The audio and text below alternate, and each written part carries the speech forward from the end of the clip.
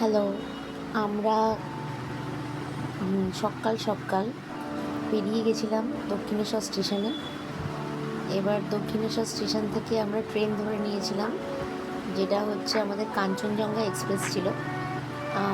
Train ঠিক টাইমেই ঢুকেছিল, কাঞ্চনজঙ্ঘা এক্সপ্রেসের যে টাইমটা সেই টাইমে ঢুকেছিল। তারপরে আমরা খুব মজা করছিলাম। আমাদের সঙ্গে আমার সাথে আমার স্কুলের কালিগরা ছিল, যারা সবাই আমরা অসমবয়সী সব বান্ধবীরা একসাথে বেরিয়ে গেছিলাম। আমরা ফ্যামিলির মতন হয়ে গেছি, তো সেই জন্য আমাদের কোনো অসুবিধা হয়নি। আমার মেয়ে খুব মজা করেছিল, সবার খুব ভালোভাবে কাটছিল দিনটা। একদম সানি ওয়েদার ছিল। আমরা মানে বর্ষাকাল হলেও আমরা বুঝতে পারিনি যে আমরা বর্ষা সিজনে বেরিয়েছিলাম। আমরা সিলেরিগাঁওয়ের উদ্দেশ্যে রওনা হয়েছি।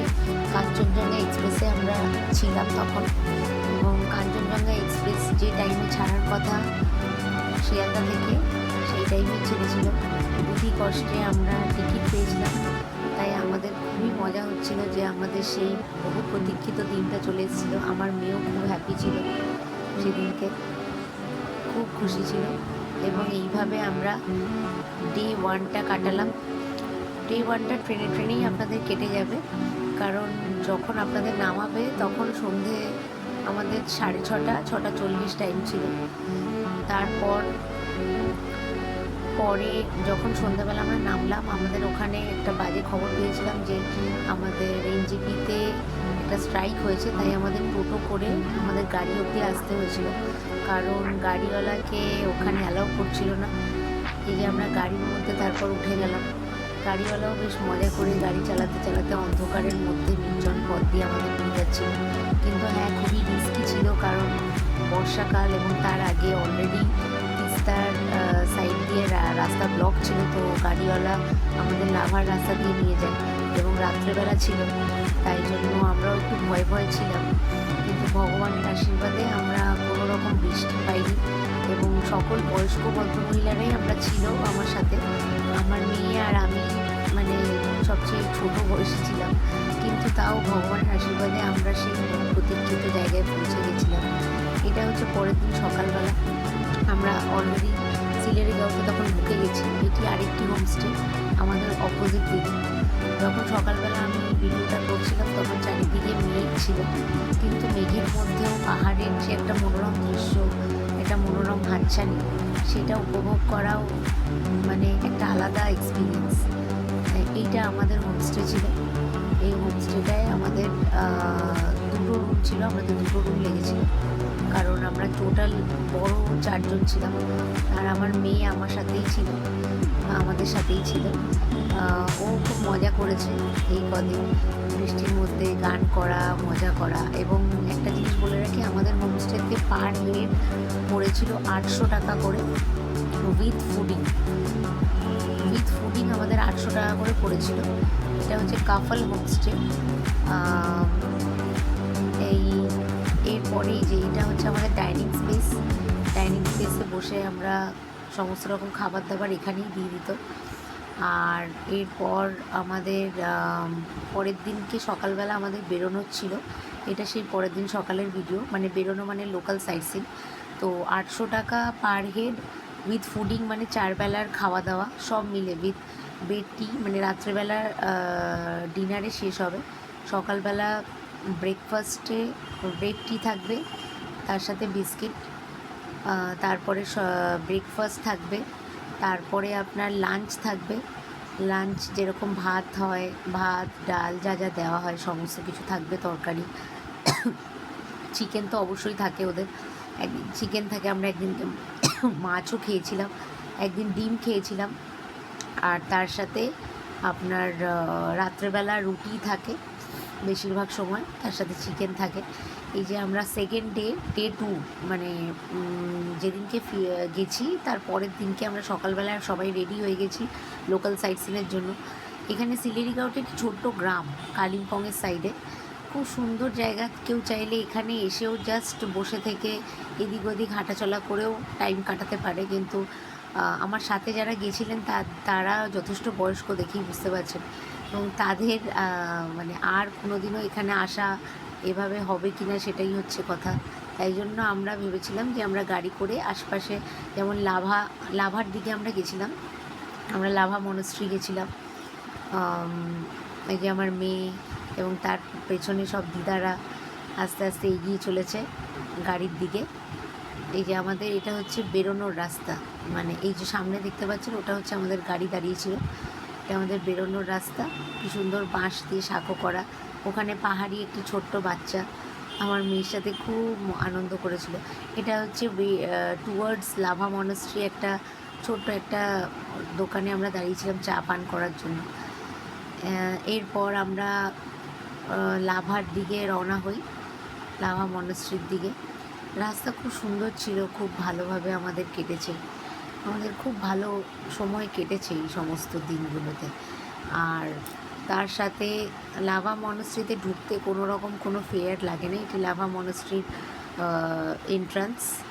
লাভা মনাস্ট্রিতে ঢুকে আপনাদের একটু মানে ওটা একটু চড়াই টাইপের, তো যারা বয়স্ক আছেন আমি বলবো যে একটা লাঠি বা বড় ছাতা যদি আপনারা ক্যারি করেন, বর্ষাকালে যদি যান বড় ছাতা ক্যারি করলে, খুব বড় ছাতা যেগুলো হয় সেটা আপনার লাঠির কাজও করবে এবং ছাতার কাজও করবে।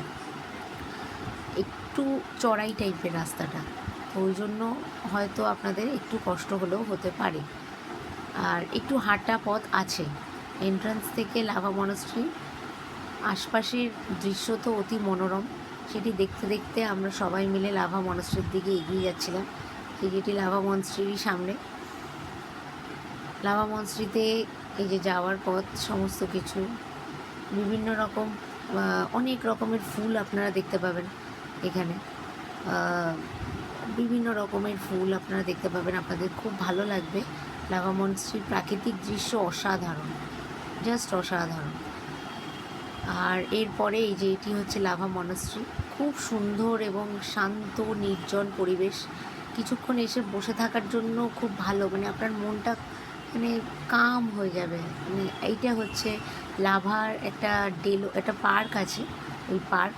আচ্ছা, এইটি হচ্ছে আরেকটি মনাস্ট্রিতে আমার মেয়ে, সেটি হচ্ছে নকডারা বলে একটা জায়গা আছে, সেখানে মনাস্ট্রি। এখানকার সিনিক বিউটিও আরও ভালো। আমার আমার মানে পার্সোনালি এই জায়গাটা বেশি ভালো লাগে লাভা মনাস্ট্রির থেকে, কারণ এখানে একটু মানে লোকজনের সমাগম কম হয়। আশপাশটা দেখুন এত সুন্দর চারিদিকটা।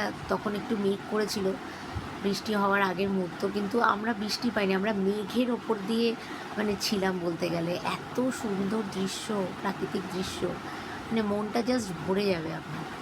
খুব ভালো ওয়েদার, মানে যদি আপনারা লাকি হন বর্ষাকালে যদি আসেন তাহলে আপনারা দুটো জিনিস দেখতে পাবেন, গ্রিনারি উপভোগ করতে পারবেন খুব, এবং তার সাথে মেঘগুলো আপনার গায়ের ওপর দিয়ে যে ভেসে যাবে তার একটা যে শিরশিরানি, তার একটা যে মানে আলাদা একটা এক্সপিরিয়েন্স, সেটা অসাধারণ অসাধারণ। আর আমি একটা জিনিস বলে রাখি, আমরা যখন গেছিলাম আমাদের হ্যাঁ এখানে যে ঠান্ডাটা পড়েছিল আপনি দেখতেই পাচ্ছেন, যে বাচ্চার জন্য জিনিস আপনাদের এরকম ক্যারি করতেই হবে। কিন্তু এমনি হ্যাঁ আমরা যারা বড় তারা মোটামুটি একটা হালকা স্কার্ফ মাথার জন্য এবং একটু হালকা উলেন্স নিলেই এনাফ। মানে এই 20 মতন ইয়ে থাকে, 20 ডিগ্রি সেলসিয়াস টেম্পারেচার। আর এটা হচ্ছে পরের দিনকে মানে সেদিনকেই প্যাক করে আমরা আশপাশে একটু ঘুরতে গেছিলাম। সেদিনকে বিকেলবেলায় আমরা লাঞ্চ করার পরে এটা হচ্ছে আমাদের হোমস্টেটা, দেখতে পাচ্ছি। এই হোমস্টে থেকে আমরা বেরিয়ে এগিয়ে যাচ্ছিলাম। এখানে সামনে একটি রামিতি ভিউ পয়েন্ট বলে একটা জায়গা আছে, যদিও এটা মোটেও সামনে নয়, যেতেই 4 কিলোমিটারের ওপরে, তাও পাহাড়ি রাস্তা। তো যাই হোক, আমরা খেয়ে দিয়ে এগিয়ে যাচ্ছিলাম, কারণ আরেকটা গ্রুপও যাচ্ছিল ওই সামনে দেখতে পাচ্ছেন, একটা গ্রুপেরই অন্য গ্রুপের একজন মেয়ে। তো ওকে দেখে আমরা ইন্সপায়ার্ড হয়ে আমরা হাঁটছিলাম, কিন্তু রাস্তা শেষ হচ্ছিল না। মানে একটা মুহূর্তে আমার মনে হচ্ছিল যে আমরা কি আর এগোবো। যে দেখুন, আমি যে ছাতার ব্যাপারটা বলছিলাম, যারা বয়স্ক তাদের তো হাঁটুতে প্রবলেম হতে পারে, বিভিন্ন রকমের অসুবিধা থাকতেই পারে। আর রাস্তা যেহেতু চড়াই রাস্তা, তো আপনারা যদি এরকম একটা ছাতা বা লাঠি ক্যারি করেন তাহলে আপনাদের হাঁটার পক্ষে সুবিধা হবে। এই ছাতাটি আমরা এখানকারই লোকাল বাজার থেকে কিনেছি, কালিম্পং বাজার নয়। আমরা কালিম্পং বাজারে যাওয়ার সময় পাইনি, কারণ আমাদের ট্রিপটা খুবই কম মার্জিনাল টাইমের জন্য ছিল। কারণ যেদিন আমরা গেছি তার পরের দিন লোকাল সাইট সিন বলতে লাভার সমস্ত সাইট সিন, তার পরের দিনকে প্রায় ধরুন দুপুরবেলা আমাদের বেরিয়ে যেতে হয়েছে, কারণ 5 তারিখ মানে তার পরের দিনকে মানে চতুর্থ দিন ভোর 5:30 আমাদের ট্রেন ছিল। তো তৃতীয় দিনই আমরা ব্যাক করেছি, ওই জন্য আমরা অ্যাকচুয়ালি ঘুরেছি হচ্ছে সেকেন্ড দিনকে। এই যে যাওয়ার রাস্তাটা দেখুন কতটা চড়াই রাস্তা। এই আমাদের আরেকজন সদস্যা মানে সবাই আমরা টোটাল 4 জন একসাথে এসেছিলাম, আমার মেয়েকে নিয়ে 4.5 জন বলতে পারেন। কিন্তু ওখানে পৌঁছানোর পর রামেতি ভিউ পয়েন্ট যেটা বলা হচ্ছে, মানে জাস্ট অসাধারণ দৃশ্য। মানে ছবিতে হয়তো ধরা পড়বে না, এখানে নিচে আপনি তিস্তা দেখতে পারবেন যদি আকাশ পরিষ্কার থাকে। তখন এই একটু একটু সূর্য মামার মুখ দেখা যাচ্ছিল। তো আমরা ইচ্ছে ছিল যে আরেকটু যদি সূর্য উদয় হতো তাহলে আমরা নিচের সিটে যে দেখতে পাচ্ছেন এটা তিস্তা নদী। তিস্তা নদী আপনি এখান থেকে দেখতে পাবেন, এক্সিলেন্ট একটা ভিউ। মানে এটা এখন অবধি বলতে পারেন অফবিট, মানে পুরোপুরি অফবিট। আমি কি ভিউ পয়েন্টে কোনো গাড়ি যায় না, কারণ এটা হাঁটা পথ এখন অবধি। হয়তো কিছুদিন পরে এটা এতটাই পপুলার হয়ে যাবে যে আশপাশে স্টল বসে মানে এই যে নেচারের একটা ফিল সেইটা হয়তো চলে যাবে। কিন্তু এই যে মানে ওরা যেখানে বসে আছে এটা যথেষ্ট উঁচু জায়গা, মানে খুবই উঁচু জায়গা এটা রামেতি ভিউ পয়েন্টটা। আর খুব ভালো লেগেছে আমাদের এখানটায় এসে, মানে এতক্ষণ ধরে হাঁটার পরে যে জায়গাটায় এসে আমরা পৌঁছেছি, মানে আমরা সবাই মানে অবাক হয়ে গেছি যে এই জায়গাটা আমাদের হোমস্টে থেকে এত কাছে। তো ফেরার পথে এটা আমাদের হোমস্টেতেই কত ফুল, এখানে প্রত্যেকটা ফুল এত সুন্দর। এটা পরের দিনকে সকালবেলার ভিউ আমাদের হোমস্টে থেকেই। আমি বললাম যে হোমস্টেতেই এই যে এটা হচ্ছে যেদিনকে আমরা ব্যাক করবো সেদিনকে সকালবেলা দেখুন বৃষ্টি শুরু হয়েছিল, কিন্তু বৃষ্টিরও একটা আলাদা যে মানে মোহময়ী একটা আবেগ আছে, সেটা আপনি পাহাড়ের বৃষ্টি না দেখলে বুঝতে পারবেন না, এটা বলে বোঝানো যাবে না। মানে চারিদিকটা এত গ্রিন এবং তার মধ্যে মেঘগুলো উড়ে উড়ে যাচ্ছে। যখন বৃষ্টিটা শেষের দিকে হবে তখন হালকা মেঘ উড়ে উড়ে যাবে, লাইক কোনো যেন কেউ ধোঁয়া দিয়েছে। দেখুন এত সুন্দর, মানে ক্যামেরায় সেই মানে ভাষায় প্রকাশ করতে পারবো না সেই জিনিসটা। যাই হোক, আমরা এখানেই প্রায় শেষ বলতে পারেন। এটা হচ্ছে ফেরার দিনকে আমরা যখন ফেরার গাড়ি করে আমরা যখন যাচ্ছি, ফেরার সময় আমাদের অন্য গাড়ি দেওয়া হয়েছিল। খরচের ব্যাপারটা আমি পুরোটাই বলে দেবো লাস্টের দিকে। ফেরার সময় আমাদের অন্য গাড়ি দেওয়া হয়েছিল, কারণ আমাদের যেহেতু সিকিম পারমিটের গাড়ি ছিল। দেখুন রাস্তায় জাস্ট আপনি দেখুন মানে পাহাড়ের কোলে মেঘগুলো এত সুন্দর করে। আচ্ছা, এইটা হচ্ছে তিস্তা নদী, মানে আপনি এরকম ফুলে ফেপে ওঠা তিস্তা নদী শুধু বর্ষাকালেই দেখতে পারবেন। এটা বর্ষাকাল ছাড়া আপনার দেখা সম্ভব না, এত চওড়া খরস্রোতা তিস্তা নদী। আচ্ছা, পরের দিন মানে যেদিনকে আমরা ব্যাক করলাম এনজেপিতে, সেদিনকে রাত্রেবেলা আমরা একটা হোমস্টেতে ছিলাম। সেই হোমস্টেতেই আমরা, হোমস্টে নয় এটা একটা হোটেলই বলতে পারেন, ছোটো লজ অ্যাকচুয়ালি। লজে ছিলাম, সেখানেই আমরা ছোটোখাটো খাওয়া দাওয়া করে পরের দিন মানে একদম 5 তারিখ 5ই জুন আমরা ব্যাক করি। আমাদের ছিল শতাব্দী এক্সপ্রেস, যেটা হচ্ছে এসি ট্রেন ছিল, এবং যেহেতু এটা চেয়ার কার এখানে সমস্ত খাবার ইনক্লুডিং ছিল, তাই খাবার দাবার নিয়ে ওঠার কোনো ঝামেলা আমাদের ছিল না। কিন্তু আমরা একটা জিনিস বলে দিই যে আমাদের টোটাল পার পার্সন 6100 মানে 6200 ধরে রাখুন মোটামুটি খরচা হয়েছিল।